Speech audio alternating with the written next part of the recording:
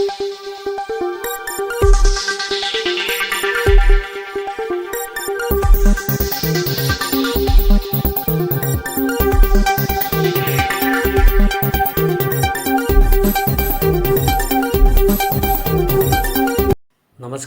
SN news चॅनलमध्ये आपले स्वागत आहे.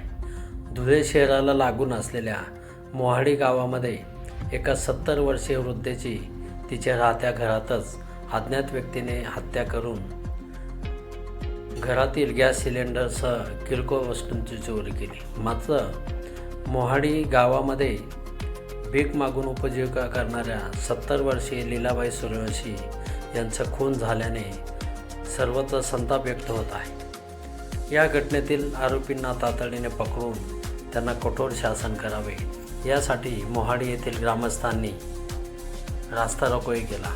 घटनेची माहिती मिळाल्यानंतर मंत्री जयकुमार रावल यांनी घटनास्थळी भेट देत आरोपीला तातडीने पकडून कठोर शिक्षा दिली जाईल असे आश्वासन दिले. या संदर्भातील सविस्तर वृत्त असे.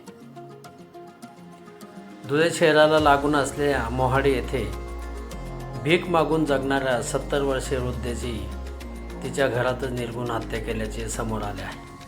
हत्येनंतर आरोपींनी घरातील किरकोळ वस्तूंची चोरी केल्याचे उघडकीस आले आहे. येथील वाल्मिक वसाहतीमध्ये घडलेल्या ह्या घटनेने खळबळ उडाली आहे. लीलाबाई हिरामन सूर्यवंशी असे खून झालेल्या वृद्धेचे नाव आहे. त्यांचा मृतदेह घरातच संशयास्पद अवस्थेत आढळून आला.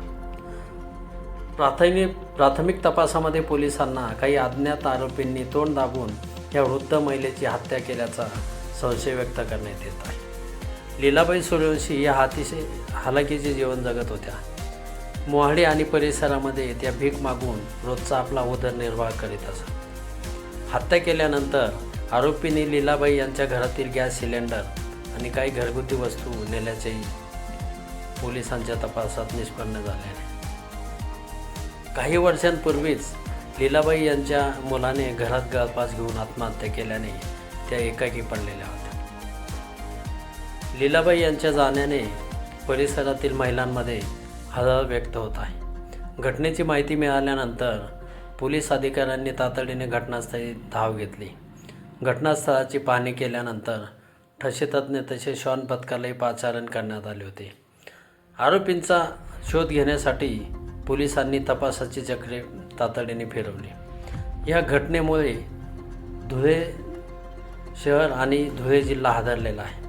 भीक मागून जगणाऱ्या एकाकी वृद्ध महिलेची निर्घृण हत्या केल्यामुळे परिसरामध्ये हळहळ व्यक्त केली जात आहे.